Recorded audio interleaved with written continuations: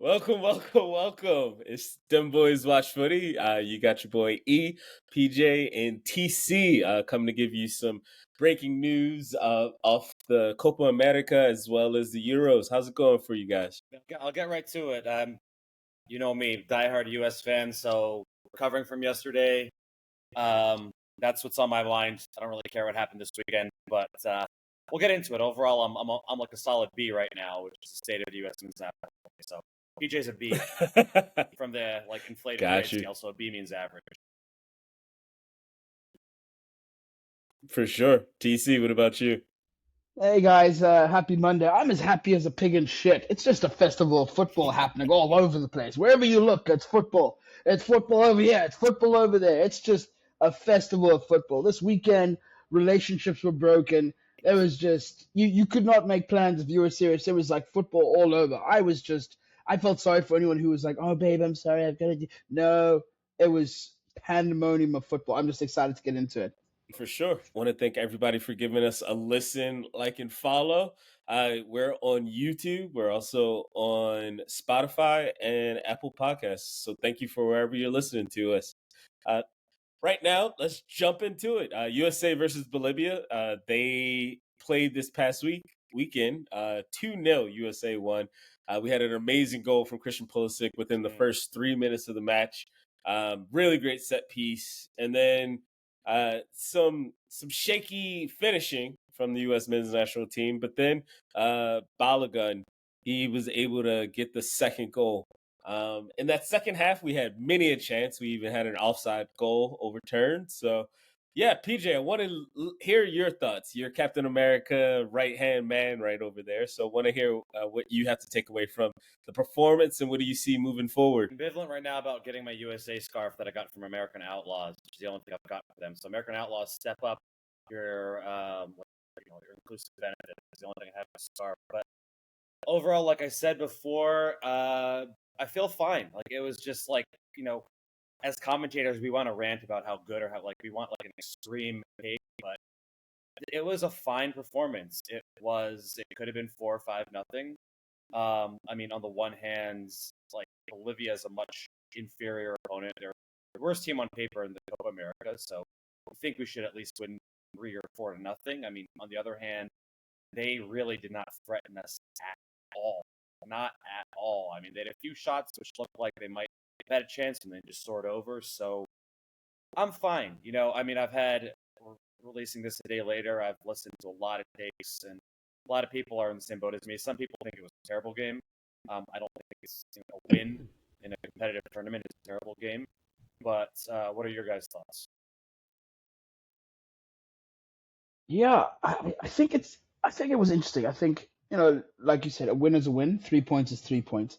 I think the disappointment for most fans is that it wasn't more. The score wasn't higher.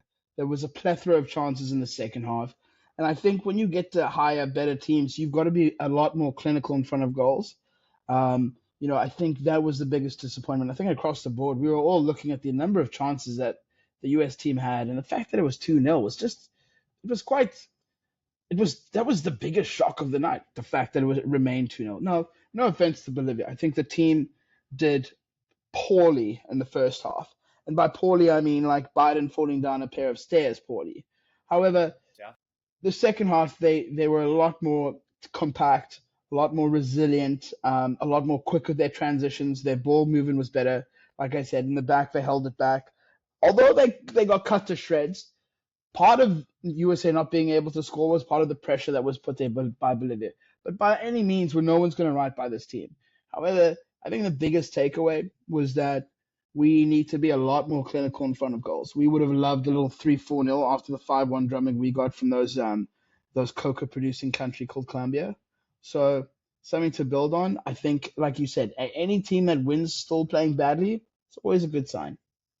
For sure. I mean, my main takeaway was if we could only do 2-0 against Bolivia, and in the second half, they made some changes which really kind of messed up our flow. They actually had some shots on target, and I was really worried. Our defense felt really shaky. And that was the first time I'd seen down the right side what our right back is going to do. And I actually felt like, oh my gosh, do we really miss Serginho Dest? Like it was kind of weird for me to even think that because I felt as though throughout the entire friendlies that were happening, we were pretty good. We were pretty solid. I like Chris Richards and Tim Ream in the middle. I like that center back pairing, and I really love Robinson on the left. Like he is a really really great left back. Top player of the year. player for Fulham this year. Exactly. So I was a little bit worried with some of the defending that I saw, especially when we're going to play against good teams. So I I'm going to take the win as a win, and we'll figure it out from there. But we'll see with the US's next matchups. I just want to add on there. You're talking about the defense. The one player I will say that really stood out for me, and I come back to Football Manager, which I've been purchasing this player for a while. Anthony Robinson on the left back there. I knew you were going to say it, yeah. Quick, fast, always getting up there. Really, really just showing his pedigree. I think, he's really come up over the last few seasons. Solid season in and one of the commentators was saying he's the most informed, the most played player out of the US team, consistently played, and that showed. Man had great skills, great speed, great delivery. And I think he was wishing that he had some different people on the end of his balls because he was amazing. So definitely something to build on. I did think about Serginho, but I think part of what you need for a squad is depth, and this is the time to build it and get competition experience. So good to see. It seems like we should be a good place because in the World Cup 2 years ago we were bringing MLS players off the bench. Now we're bringing in guys like Johnny Cardoso who are starting in good La Liga teams. Well, that level. We have Yunus Musa, who was starting, so an AC Milan player. So theoretically, now we have depth put together. So I guess the one advantage we have is that the schedule gradually gets harder. So Panama's a better team, and then Uruguay is a much better team. So we'll see how that depth plays, into the tournament. For sure. Yeah, and one last point. Our strikers, Balogun, he was a little shaky, even though he scored that goal. Watching that matchup, I was like, he was super indecisive. He didn't know when to cross. He didn't know when to try to lob a ball in. He did get that goal, but still, when he came off and we had Pepe in the middle, I felt as though we flowed a little bit better. So that should be a little battle that we're going to watch with Berhalter. Like, can he really get the best out of Balogun, or should we try to make a switch, especially with Uruguay as our last matchup and most likely for the supremacy of the group? I don't see Bolivia trying to make any points off of Uruguay. I really hope they do. But this Panama matchup is going to be a tried and tested tales. Gentlemen, I wanted to pose a question. How do you guys think Gio Reyna did? He was fine, I guess. I mean, we all are waiting for that moment when he just breaks out with the U.S. national team, and we've seen some of that in the Nations League. This is his first real tournament where he's going to be a pivotal player. In the World Cup, he was there was that scandal and everything, and he came off the bench. So he was fine. Let's see how Reyna is the type of player who becomes often more useful, like counterattack. So we'll see how it comes in the next games. But we're all waiting for him because Pulisic by far best player, but Reyna is the one on the top side. So what are your thoughts, Steve? Oh, I mean, I thought he was really good. He got hacked a lot, which means the opposition is giving him. No, he got knocked down a few times where I'm like, you don't think he was faking it a little bit? It wasn't like a Pornhub type of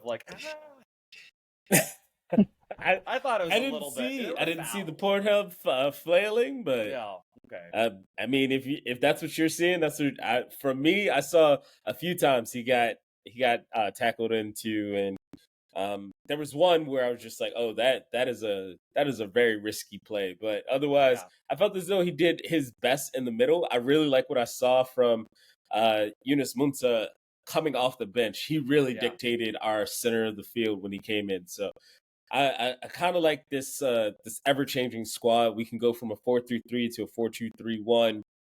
For our listeners, those are different formation changes if you're not really hip to the lingo with it. But 4-3-3, you have more wing attack play, while 4-2-3-1, you get a lot more central attack where you can push it out to the side. So some little nuances to Berhalter's game, which I really, as much as he's been under the gun from us as well as the national media, it was good to see a little bit of a switch up, especially with the second half when Bolivia were starting to grow into the game. So yeah, let us know in the comments what you think of our chances moving forward within our group, and then as well, like how far do you think we'll progress? Should I get my USA Keeping scarf? on to the Copa America. I'm gonna get it. Keep I going. mean, we're off I the need US. it. I need it. We're off the US segment All right, now. you know what? Fine. If they beat Panama, then I'll win. Oh, okay, for sure. Well, yeah. With the Copa America, we're now Copa America started on Thursday. Now we have a lot of matches under with Brazil. Costa Rica is going into halftime as we speak. So any matchups that you guys have seen, we had Argentina beat Canada 2-0. Mexico beat Jamaica. That hurt me a lot because I've been saying how much I love Jamaica. Bro, Jamaica's Colombia, my second team by far. we won today. Yeah, Colombia won today against Paraguay. Uruguay won 3-1 against Panama. Any matchups that you saw, things that you liked, things that you didn't like? Wanted. I wanted to ask him that Jamaica game. So I think one of the matchups that I'm most looking forward to coming up though is definitely the Chile versus Argentina game. I think that's a representative of a past final. Alexis Sanchez, kind of Lionel Messi, Alexander Garnacho, a lot of good Chilean players in there as well. So looking forward to that one. I'm really excited. I think that's at the top of the pick for me this coming up this week. Yeah, For that's sure. here in New York. So What about you, Pete? Well, like you, Jamaica is my number 2 team. I love like how much upside they have, and they just can't wait to get together. And it's super disappointing Leon Bailey's not playing because he had such a great season for Villa, and that Antonio goal was really close. But I was like rooting hardcore for Jamaica, so it was sad to see them lose because Mexico's our rivals. I mean, I think the shock exciting result so far was Venezuela beating a 10-man Ecuador. Venezuela is traditionally not good. They're historically the second worst team in Common Bowl behind Bolivia. They're a baseball country, but they're 4th right now in qualifying, and they beat a superior team. Granted, they were down a man, so I think that's the most notable result so far. What about you, E? Yeah, I was going to bring up that game as well with Venezuela, just because Rondon, that man is a beast in the middle as a starting number 9. But then as well, Inter Valencia decided to get a red card in the 22nd minute, and man didn't know what he was going with. But I'm really excited to see Uruguay. Even though they're in the same group as us, I feel as though they have a really strong chance to make it all the way up to the semifinals. This squad, notoriously third within CONMEBOL, but I don't know. I feel as though the squad has like some real life to it, some real pep. So Zhao, he scored a wonder goal to start off the scoring, and then Darwin Nunez somehow decided to find his scoring boots. He actually hit something on target, and that squad is a little scary coming up. So I feel as though Uruguay versus Bolivia, because they're not playing at home, they no longer have that altitude backing that they usually do whenever they get to play. That's why they're really hard within World Cup qualifying. So we'll see kind of how far they can get moving forward. Any other thoughts, gents, on Copa America? All right, let's keep on rocking. Yeah, I mean, it's so many matches. Right now, we're in the summer of footy, as TC alluded to earlier. I want to watch all the games. Too many. That is a lie. There's never enough, and I'm loving all of it. So let's rock with the Euros now. So we've actually started seeing some heartbreaks. We've seen some teams keep moving forward. Right now, we have a few really, really strong matchups going. So Group A, Germany and Switzerland, they ended their Group A standings. Hungary was able to get all 3 against Scotland. So Scotland is knocked out of the Euros. Sad times for them. Let's see. We have Spain. They clinched today. They were the only team so far that has won all their matches. Italy, in the 90 in extra time, they were able to get a draw against Croatia, essentially almost knocking out Croatia. Croatia still has a chance because uh, three teams are able to make it to the next round with the new rule that they're having additional teams move forward in the third place of their groups. So we'll kind of see. So, guys, I want to hear your thoughts. Tomorrow we have Group C and Group D moving forward. So it means England, Denmark, Slovenia, Serbia, Netherlands, France, Austria, Poland. What are you guys most looking forward to? Look, I think what we've seen today is that by Spain beating Albania, what they've automatically done is pushed England to automatically be. I don't know how it worked out. I was trying to read it to find out, but essentially England are now guaranteed to go through as either third place or first, depending on how they do against Slovenia, which is great. Leaves a bit of room if they want to experiment, which they're definitely going to play around with the midfield and Trent in there. Um, so I think we always knew, looking at the Group A's and B's, we always knew that Germany was going to go through based off our predictions. And after the first round, Switzerland are synonymous with competition. They have never not made it to the round of 16. If anyone doesn't know that, just because they hate war doesn't mean they're not, So it's very true. They never not make it through. I did not know that unsurprising stat. Then in Group B, looking at Spain and Italy in the next round are great teams, great matchups. Anyone playing against them, it's going to be a good spectacle. So I think it's great to see. I think the only thing that just puzzles me is this third place playoff to add additional games in there, which other teams can get in. But it's not per group; it's across. Yeah, it's like your third across the map, across all groups. So yeah, exactly, and it's based on. So there's a lot of parameters. 4 teams from third place make it. Yeah. Exactly. So that's going to be interesting. So yeah, go ahead, PJ. Yeah, no, it's just hard. Like, to your point, it's just hard to predict. Like, mathematically, it's kind of difficult to say who has a chance to go through and who doesn't. It's kind of a weird way to do it. But more games sell more tickets, make the federation more money. But I mean, I think the biggest story is that it's true. It's why the Copa America is in the U.S. But I think the biggest story has to be Croatia not winning. I mean, a team that made it to the semifinals of the World Cup, made it to the finals the time before that, and just kind of getting older, right? I mean, is there really more to it? I'm surprised how far they went in 2022. You know, I'm rooting for Hungary as well. I'm trying to get my Hungarian citizenship. My grandmother was born there, so a little personal bias there. I'm hoping they can have. Yeah. I don't think you guys know that, but I hope they get a little bit lucky, and it'd be interesting to see if Ukraine, story behind them and pull something together. I think that group, everyone is sitting on a similar point total, so it seems like it's fairly open, although we're behind on goal differential. So a lot of people will be cheering from Ukraine just in like an emotional. But yeah, lots of storylines. I'm really enjoying like what I'm seeing.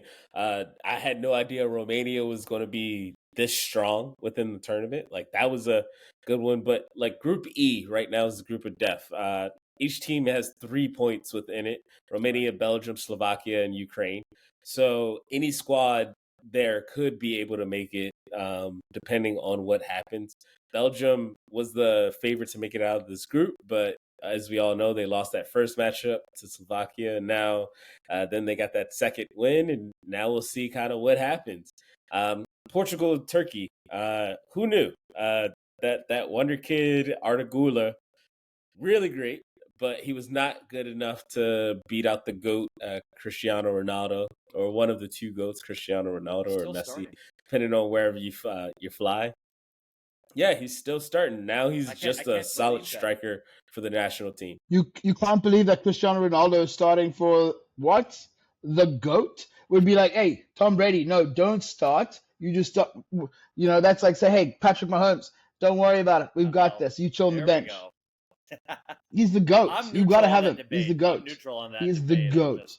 He's No, I'm not saying between him and Messi. I'm just saying he's an old man with the body of a 25-year-old with more goals than almost, I think, bar one player, Gerd Muller, in international. He is a phenomenon. I think what you were just seeing is because and Eric alluded to it, because of his position change, he has to do less tracking back and less of the wing work and less of that. So he can really conserve his energy for where you need explosive speed and finishing, which we know he has. He's got an incredible jump. He's freaking 6 foot. So we're playing freaking Portugal's playing. I think what's more worrying about starting Ronaldo is starting Pepe at the centre back 41. against people like At 41. who's got people like Nico Williams coming against. You know, the problem with centre back with that is that, so that tells you a lot about these people. Number one is their conditioning. Number two is their football IQ, okay? Because it takes a hell of a lot of a kind of person to still be in that position.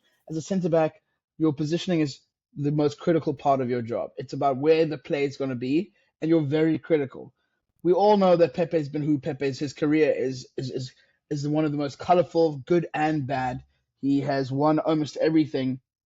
However, he's making a renaissance of himself. And I think, to me, that's like crazier than Ronaldo playing. I'm like, Pepe in the back, centre back. Imagine Nico Williams with this speed against Pepe. Someone is losing a kneecap, okay? And I'm telling you now, it's not going to be Pepe.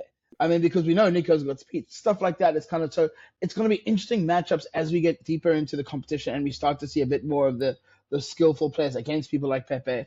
I want to see what Ronaldo can do. Really, like, I have high hopes for him. Scored? Not because of the Messi debate, but because he's just defying critics and what players should be. Remember, 10, 15 years ago, players would retire at like 30. They were old. We were like, oh, that guy's old. He's 31. He's old. It's, so it's yeah, I think it's something to behold. Well, I mean, I'm really enjoying the fact that. Go ahead, PJ. Well, 'cause I don't think he started all the games in the World Cup. So the fact that he's like starting now, he got taken out. Portugal Portugal had a lot of issues in their camp, and that was a pretty big one that came up. I think things have been mended. I think the team is kind of in a better place with their coach, Martinez, who came over from Belgium. I think he's gotten better with his man management. And I feel as though right now Portugal mentally are in a good space to keep moving forward, if that helps answer anything. Yeah, they have Bruno Fernandes. How can they not be? Bruno is really good, but who knows? I mean, I would say the team I'm still kind of looking at right now is in Group D, France. Those are my that was my pick to win the tournament, and right now they only have 4 points. They're the only game in the Euros in the last 50 matchups in the last few years to have a 0-0 draw in a Euro match. So I'm a little worried now that Mbappe he might be able to come back with the mask, but at the same time, that's some over reliance from a country that has so much talent. Thuram, what are you doing? Dembele, what are you doing? If Conte is your best player, the man is a beast. Like, he is the perfect engine that could within the middle of the park. He's been playing. He took off for the last 2 years. He's been playing over in Saudi, and Deschamps, the manager for France, he called him back up. Yeah. I do not. Well, just because, I mean, I don't. But that was my knock on Ronaldo. A lot of people are. Anything else before we move on from the Euros? Anything that you guys are seeing? Yes, I have a question for you boys, and this is a question. Out of all the teams and matches you've seen, who are your top 3 teams based on performance, just off what you've seen these first 2 rounds? In the Euros, or like doesn't have to be in any order. Doesn't have to be in any order. Let me make it easy for you. I'll make.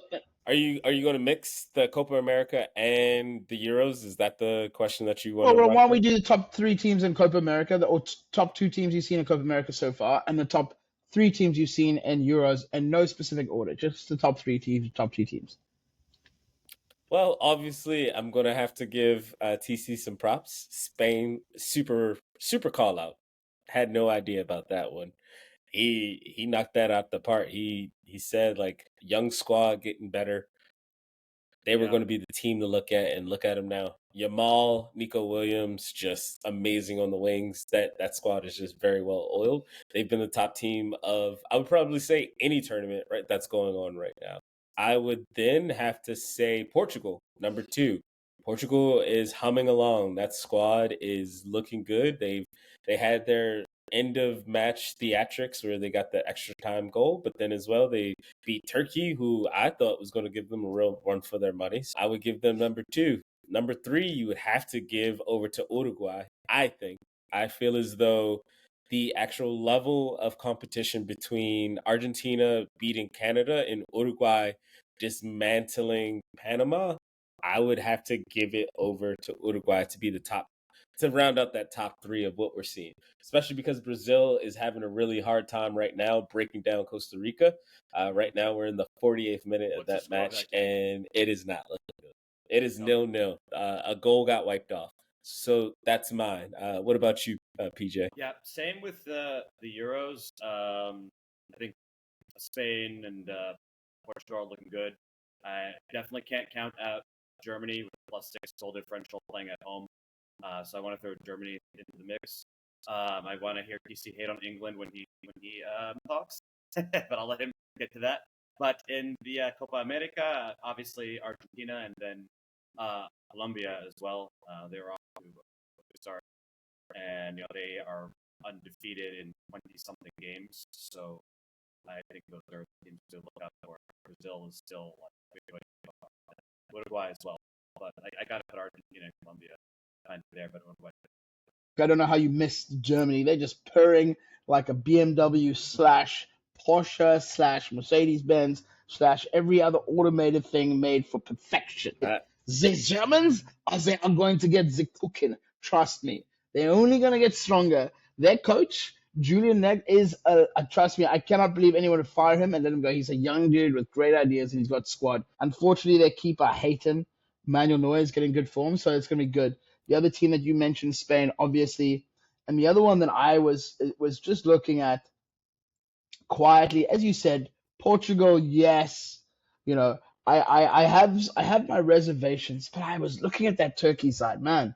They were playing some great football, man. I was impressed by them, definitely. I'll touch on England. Ha!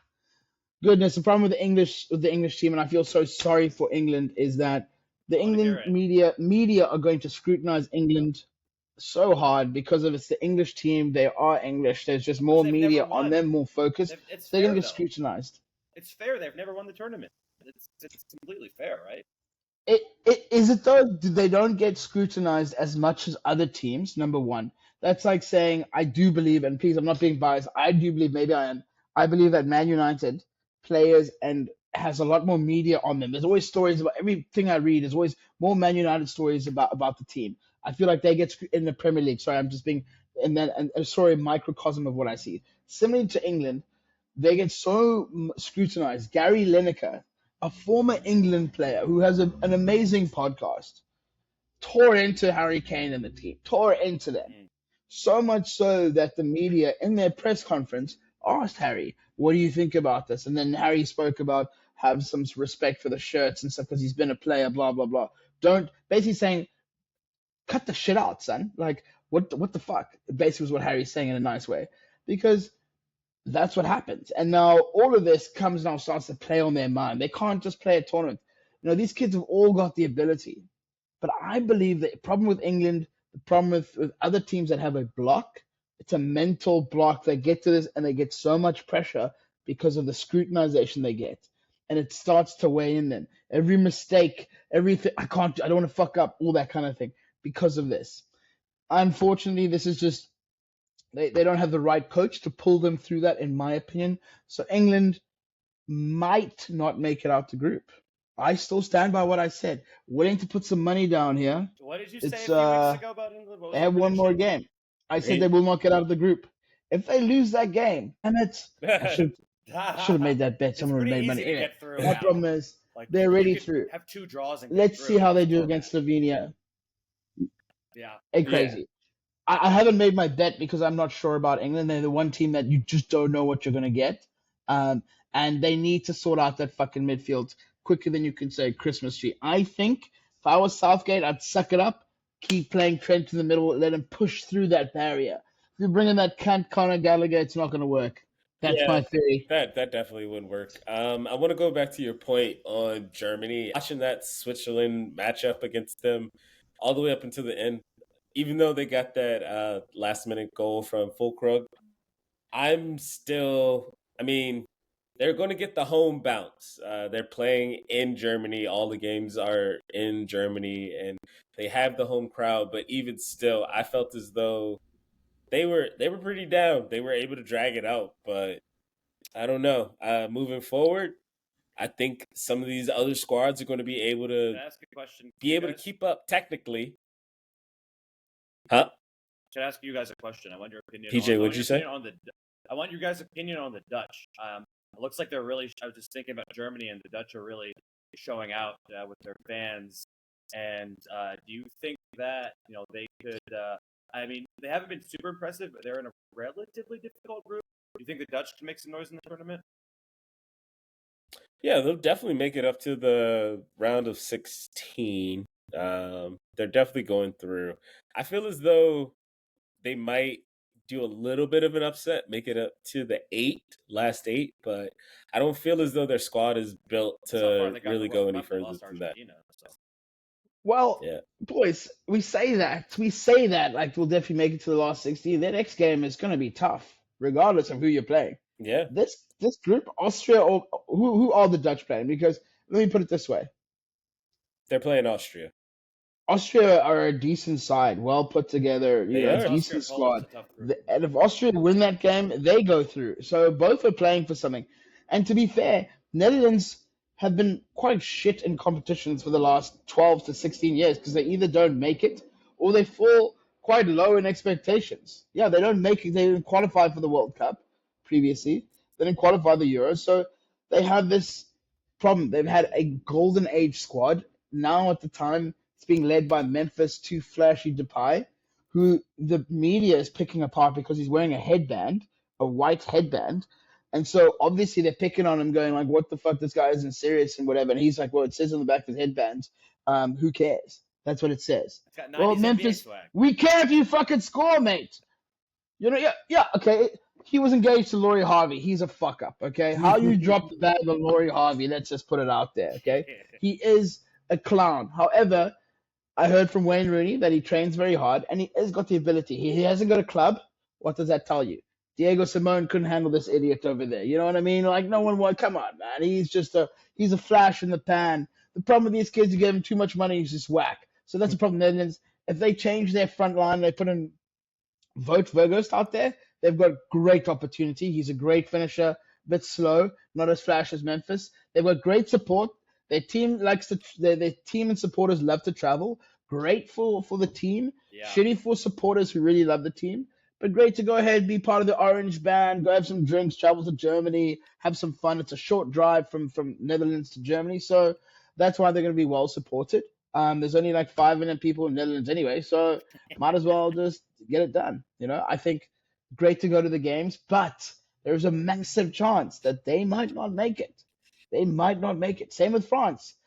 I mean, technically everyone, it's Austria, France, and Netherlands who can go through. So if Austria win their game, if Poland even wins their game, they have a chance to make it into that third round, that third place space. So anything can happen, just like you said. I'm less worried about the Netherlands making it out their group than I am like England, because I mean, even though they're making it out, I still feel as though England, the media, as you said, they're going to rip into them, because if they lose and they only make it just because they won one match, yep, I feel as though it's just going to get a little bit crazy over in the UK.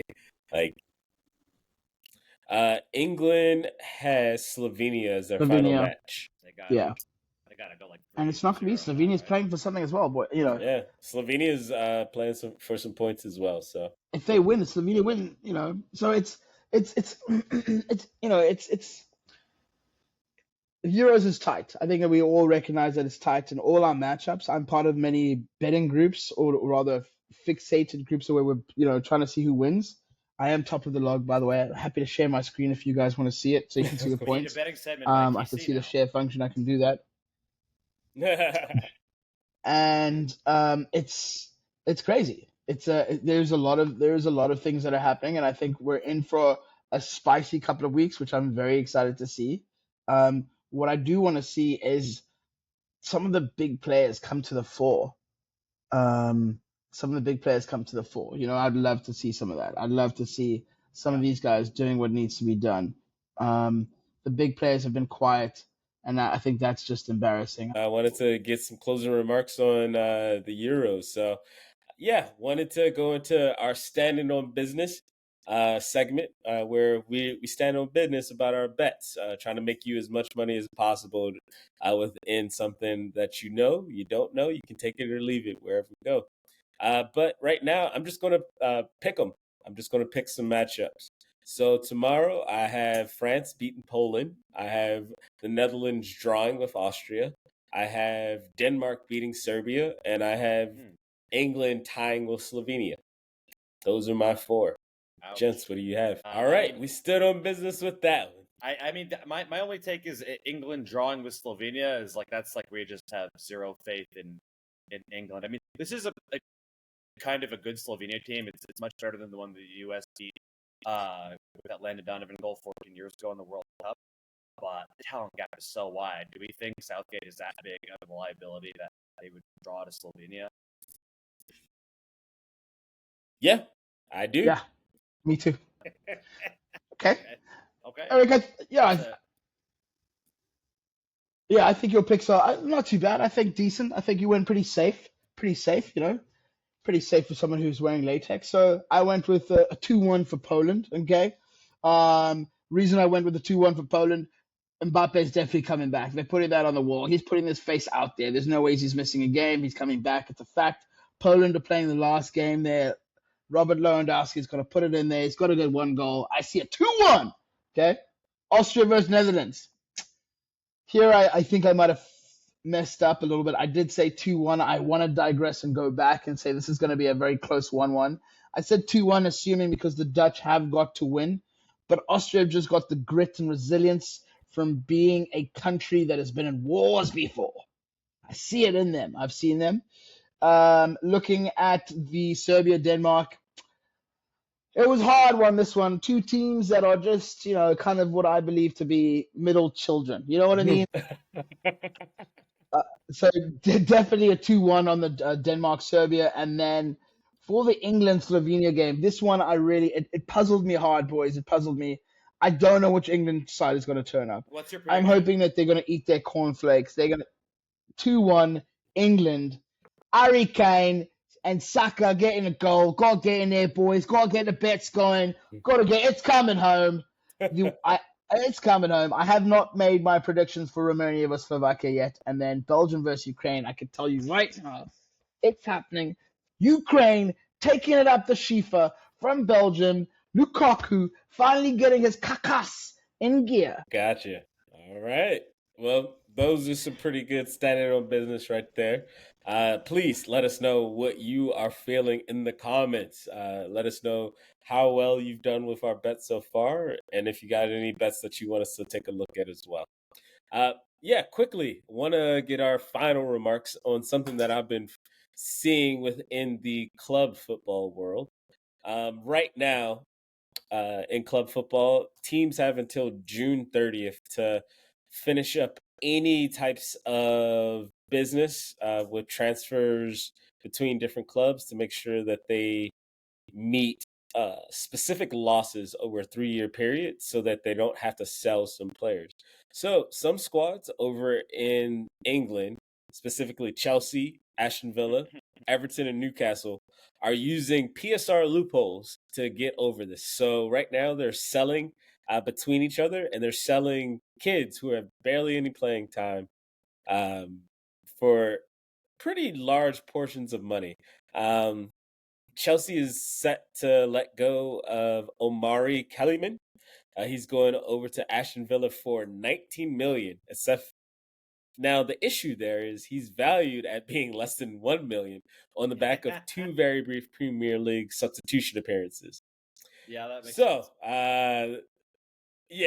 We're seeing money laundering happen right in front of our eyes. So, kind of want to get you gents' take on this. How do you feel about these teams utilizing backhanded tactics to kind of just cheat the system to get through? Are we?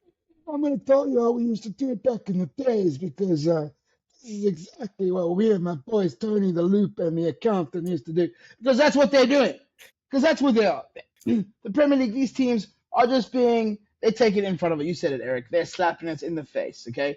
There's long been a lot of loopholes around this. Chelsea have been structuring 8-year contracts, okay, to get around FPA rules. These guys are just deciding, and I think what they're going to start seeing now is the Premier League growing some freaking balls, starting to charge them, starting to build some of these more solidified cases. We've seen Everton charged twice. Bless their souls, they made it up. And I think this is what's needed. We need to see more transparency in this shit. Otherwise, as the cap, which has now, which was being voted on, is coming into place, these are things that are going to start affecting it. How can you sell a player? Are you crazy? That's like me owning a gallery and Eric making paintings and I'm selling that for $55 million and then laundering that cash. That is exactly what it's doing. It is illegal. It is fraud. And I am here for it. I love it. Clubs must get fucking dirty. I love that shit. Let's get down and dirty. Fuck that. Let's get some spice in it again. You know what? Fuck it. Let's catch all of them. Man City, all of them. Chelsea, catch all of them. Fuck them. Relegate them all to League PJ, 2. you have the degrees over in econ. Relegate them all to League 2, like how they did in Italy like 15 years ago when Juventus had to go to the third division. Like, let's make it a little spicy. You know what I mean? Because while the EPL hasn't necessarily dominated in the Champions League, certainly financially they crush everyone in terms of depth of the game. So I don't know if they could slap some fines or penalties just to make it more competitive. That might be nice. But what would like the actual repercussions of this be? Would there be any repercussions? Currently, there are none. As of right now, they're using a loophole within the system that if they make sure that they have losses shown of 105 million within the 3-year period, they're in the clear with the new PSR rules that are set. So, What the hell is PSR? They're selling. PSR is the system that they have right now with over in the UK. So yeah, PSR is the profit and sustainability rules. It's pedantic compared to FFP, which is financial fair play. It's just about the exact same thing. They just renamed it. I mean, overall, I'm just not too surprised. There's so much corruption in FIFA, the biggest league in the world. Unfortunately, it's just not surprising. Yeah, you got the accountants that do the things that they're supposed to do. They find loopholes, make sure people keep making money. Yeah, keep us rich. Well, yeah, I think just before you close up there, Eric, one thing I was reading the other day is in the whole Man City thing. There's a guy called Rio Pinto. He was a journalist he's basically the Edward Snowden of the football world. He released some incriminating evidence to Man City. He's now come out to say that he's got additional evidence, and he's saying this all, as I said, we're going to get him, Tony. He's saying this all from protective custody. Football is not this is not just a game. People say it's just a game. It's not just a game. It's a fucking business. This is bigger than the mafia. Rio Pinto is in protective custody right now, somewhere in the bayou, okay? And he has got 5 hard drives full of incriminating emails and stuff against Man City that he's willing to release, and he has shared with authorities for their case, which I think is next year in February, whenever their case is. So hopefully we will see some sort of repercussions to these teams that starts to set a precedent against this kind of corruption. Do not forget, though, please, and please, I apologize to anyone because I have applied for jobs there. was the most corrupt fucking sports institution under a gentleman by the name of... No, it wasn't. They are the mafia. If you look at Sepp Blatter's, like literally, if you look at his Rolodex, he has, people in his name like Alphonse Capone, people like James the Butcher. Those are the names that he says because that's what he does. Anyway, that's just my take on it. Let's look out for Rio Pinto. Really excited to see what he drops in the files. Hopefully there'll be some stuff on all kinds of players. Ronaldo doing some crazy stuff. Messi's been taking some hormones. Freaking Jude Bellingham is actually a girl playing in a man's league. I want to hear something like that. Let's shake it up. Spicy. All right. That's what I'm talking about. Picante. And Muy as picante. we are about to sign off, Endrick is about to check in for Brazil to hopefully switch around their matchup. It's still 0-0 going into That's the 70th minute. embarrassing. But want to thank everybody again. That's embarrassing. Poor Brazil. Yeah, things happen. Hey, Costa Rica, they're still a very difficult squad to. It's football, boys. Anything can happen. It's Yeah. football. Well, yeah, want to thank everybody again for giving us a listen to Dem Boys Watch Footy. It's E, PJ, and TC checking Salud. out. Peace.